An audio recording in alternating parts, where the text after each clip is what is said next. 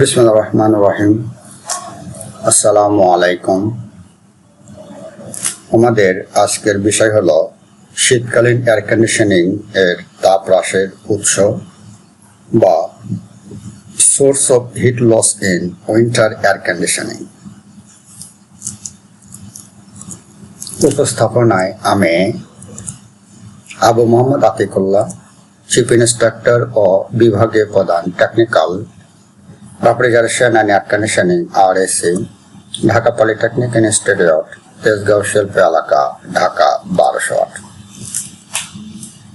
এই সেশনটি ইউটিউব লিংকে দেখা যায়।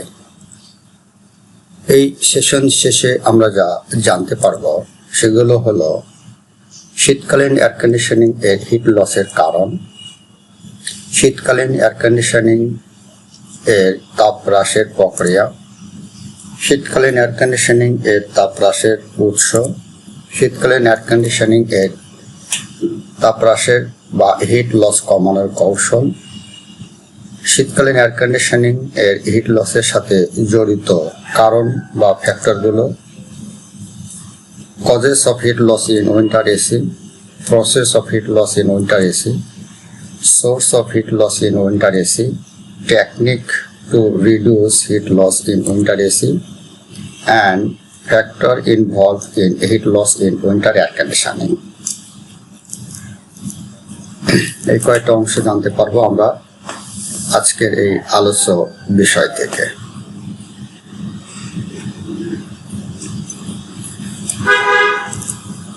ইন্ট্রোডাকশন বা ভূমিকা। শীতকালে একটি এয়ার কন্ডিশনার বা এসি যখন তাপ হ্রাস করে তখন এর মূল কাজগুলো হলো কক্ষের ভেতর থেকে তাপ অপসারণ করে বাইরের পরিবেশে ছেড়ে দেওয়া।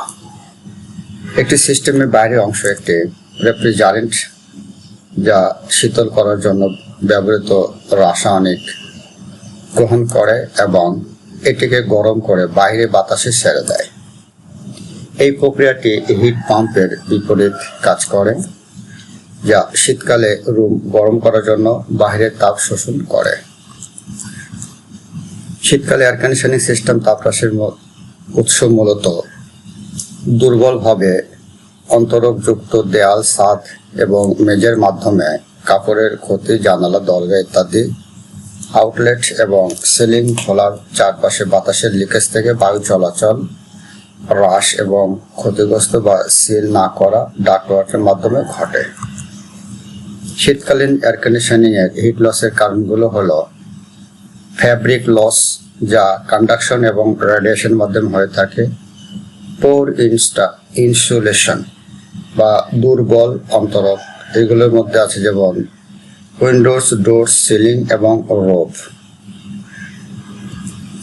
ভেন্টিলেশন লস, যা কনভেকশন প্রক্রিয়ার মাধ্যমে হয়ে থাকে, এর মধ্যে আছে air leakage, unsealed ceiling opening, basements. Duct work issues, এর মধ্যে আছে unsealed duct, uninsulated duct. Addressing heat loss, এর মধ্যে আছে seal, air leak, add insulation, inspect and seal duct.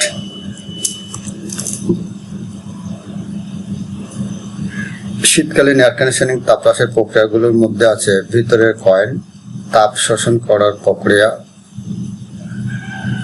ফিজিয়েন্ট compressor, বাইরের কয়েল এবং পুনরাবৃত্তি। এই পদ্ধতির মাধ্যমে উইন্টার এসি হিট লস প্রক্রিয়া সম্পন্ন করে থাকে। শীতকালীন এয়ার কন্ডিশনিং বা উইন্টার এসির তাপ হ্রাসের বা হিট লসের উৎস বলতে সাধারণত শীতকালে কোনো ঘর বা ভবনের ভেতরে গরম বাতাস বাইরে বের হয়ে যায় এবং বাইরের ঠান্ডা বাতাস ভেতরে প্রবেশ করে, এর ফলে তাপ হ্রাস ঘটে। শীতকালীন এয়ার কন্ডিশনিং এর তাপ হ্রাসের উৎস সমূহগুলো হলো নাম্বার 1 বা 1 নম্বর, দেওয়াল দিয়ে তাপ হ্রাস বা হিট লস দো ওয়াল। 2, ছাদ দিয়ে তাপ হ্রাস বা হিট লস দো রুফ অর সিলিং।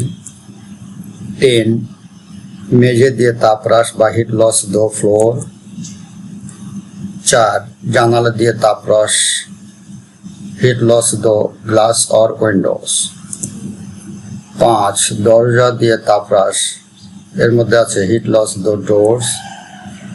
বায়ু অনুপ্রবেশ বা এয়ার ইনফিল্ট্রেশন, এগুলোই মূলত উইন্টার এয়ার কন্ডিশনিং সিস্টেমে হিট লসের প্রধান উৎস। শীতকালীন এয়ার কন্ডিশনিং তাপরাশি উৎস এছাড়াও আছে দরজা, জানালা, দেওয়াল, ছাদ, মেঝে এবং বায়ু অনুপ্রবেশের মাধ্যমে শীতকালীন এয়ার কন্ডিশনিং হিট লস হয়ে থাকে। শীতকালীন এয়ার কন্ডিশনিং হিট লস কমানোর কৌশল বা technique of reducing heat loss in winter air conditioning, এর মধ্যে আছে ভবনের কাঠামোগত কৌশল, যা দেওয়াল ও ছাদে তাপ নিরোধক বা থার্মাল ইনসুলেশন ব্যবহার করে। 2 ডাবল গ্লেজিং কাচ ব্যবহার করে। 3 সঠিক দরজা জানালার ডিজাইন ও এয়ার টাইট করে। 4 ফ্লোর ইনসুলেশন করে। এছাড়াও যান্ত্রিক ও ব্যবহারিক কৌশলের মধ্যে আছে ওয়েদার স্ট্রিপিং অ্যান্ড সিলিং করে, কার্পেট ও পর্দা ব্যবহার করে, এয়ার কার্টেন ও ভেস্টিবেল ব্যবহার করে। আধুনিক বা মডার্ন কৌশলগুলোর মধ্যে আছে হিট রিকভারি ভেন্টিলেশন বা HRV সিস্টেম ব্যবহার করে। 2 উচ্চ কার্যক্ষম হিটার বা HVAC সিস্টেম ব্যবহার করে তাপ নিরোধক, সঠিক সিলিং এবং শক্তি দক্ষ বা HVAC পদ্ধতি ব্যবহার করে। শীতকালীন এয়ার কন্ডিশনার হিট লস কমানোর প্রধান কৌশল এইগুলো হলো। উইন্টার এয়ার কন্ডিশনিং হিট লসের প্রধান কারণসমূহ হলো ইনফিল্ট্রেশন বা ভেন্টিলেশন এবং রেডিয়েশন বা বিকিরণের কারণে শীতকালীন হিট লস ঘটে, যা দেওয়াল, ছাদ, মেঝে দিয়ে তাপ ক্ষতি বা হিট লস দো কন্ডাকশন। ভবনের কনস্ট্রাকশন ম্যাটেরিয়াল দ্বারা তাপ পরিবাহিত বা থার্মাল কন্ডাক্টিভিটির মাধ্যমে বাইরে শীতল পরিবেশে তাপ হারায়। এগুলো হচ্ছে ফ্যাক্টর। এছাড়া আরও আছে উইন্টার এয়ার কন্ডিশনিং হিট লসের আরও কতগুলো ফ্যাক্টর আছে। জানালা ও দরজা দিয়ে তাপ ক্ষতি হয় বা হিট লস হয়, যার মধ্যে আছে কাঁচ, দরজা ও জানালা, এর মধ্যে প্রচুর পরিমাণ তাপ বাইরে পরিবাহিত হয়ে থাকে বা চলে যায়।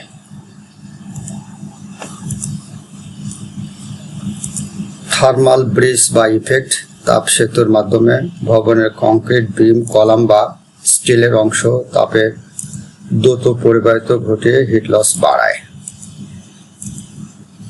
ছাদ ও দেওয়ালে সৌর বিকিরণ হ্রাসে সূর্যের বিকিরণ তুলনামূলক কম থাকে, ফলে হিট গেইন কম হয় এবং তাপ লসের বা হিট হ্রাসের প্রভাব বেশি হয়।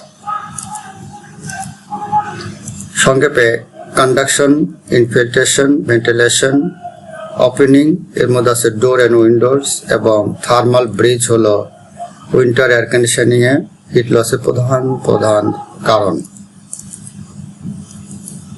হিট লসের এছাড়া আরও কতগুলো কারণ আছে, এটা আমরা পূর্বে বলেছি। ভেন্টিলেশন, রেডিয়েশন, পিপল লোড বা মিসেলেনিয়াস লোড, দেওয়াল, ছাদ তো পূর্বে বলা হয়েছে। ইনফিল্ট্রেশন ভেন্টিলেশনের মাধ্যমে হয়ে থাকে। পরিশেষে ধন্যবাদ সকলকে। Thank you for all. ধন্যবাদ।